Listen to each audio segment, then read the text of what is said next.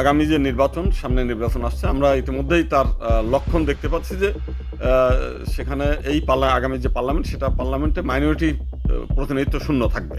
সেখানে মাইনরিটিদের কোনো প্রতিনিধিত্ব নাই, থাকবে না। কারণ হচ্ছে যে বিএনপি একটা মানে রাজনৈতিক দল, যেটাকে সবাই দাবি করে যে একটা অসাম্প্রদায়িক রাজনৈতিক দল। সে এখনো পর্যন্ত মাত্র 2জন মাইনরিটিকে নমিনেশন দিয়েছে, তার বিরুদ্ধেও স্থানীয় যে সমস্ত নেতৃবৃন্দ তার বিরুদ্ধে ফুঁসে উঠেছে। তো সেক্ষেত্রে তারাও নির্বাচনে জিততে পারবে কিনা সন্দেহ। আর জিতলেও তারা কখনোই হিন্দু সম্প্রদায়ের প্রতিনিধিত্ব তারা করেনি। জামাতে ইসলামী এ পর্যন্ত একজনকে প্রতিনিধিত্ব নির্বাচনে নমিনেশন দিয়েছে, তার মানে সে ব্যক্তিটাও নির্বাচনে জেতার সম্ভাবনা নাই। ইতিমধ্যে তার বিরুদ্ধেও ক্ষোভ বিক্ষোভ চলছে। তো সব দিক দিয়ে আমরা যেটা দেখতে পাচ্ছি যে আগামী যে পার্লামেন্ট, সে পার্লামেন্ট হিন্দু শূন্য থাকবে। এবং এটা আমি বহুদিন আগেই বলেছি, এবং আরও প্রায় আমরা 35 বছর যাবৎ এটাই বলে আসছি যে মাইনরিটিদের প্রতিনিধিত্ব নিশ্চিত করতে হলে জাতীয় সংসদের সংরক্ষিত আসন এবং পৃথক নির্বাচন ব্যবস্থা পুনঃপ্রতিষ্ঠা করা দরকার। এবং এটা হলে একমাত্র প্রতিনিধিত্ব হবে, নাইলে হবে না।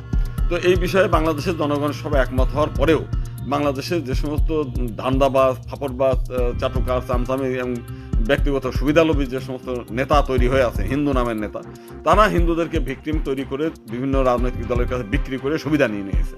তো এই সুবিধা নিয়ে এবং এখনো পর্যন্ত অব্যাহত আছে। কেউ কেউ বলতে চায় টোটাল মতুয়া সমাজ আমাদের সঙ্গে আছে, আপনি আমাদেরকে এই দেবেন। টোটাল হিন্দু সমাজ আমাদের সঙ্গে আছে, আপনি আমাদের এই দেবেন। মানে হিন্দু সমাজকে বিক্রি করার একটা চিন্তাভাবনা সবসময় ছিল, এখনো আছে, সেটাই চলছে।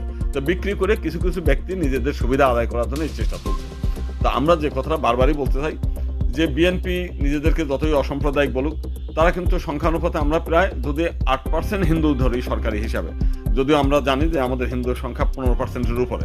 তো 15% হলে কমপক্ষে 60 জন এমপি আমরা পার্লামেন্টে পাই।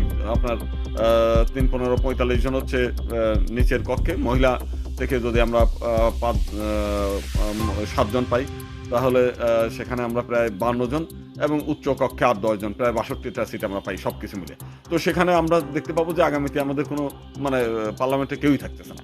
এবং এটা না থাকার পিছনে কারণ হচ্ছে আমরা হিন্দুরা যেমন নির্বোধ, এবং এই নির্বুদ্ধিতার কারণে আর আমাদের কিছু ধান্দাবাজ চাটুকার নেতাদের কারণে এই সুযোগটা তারা নেবে, তারা আমাদেরকে কোনো প্রতিনিধিত্ব দিবে না।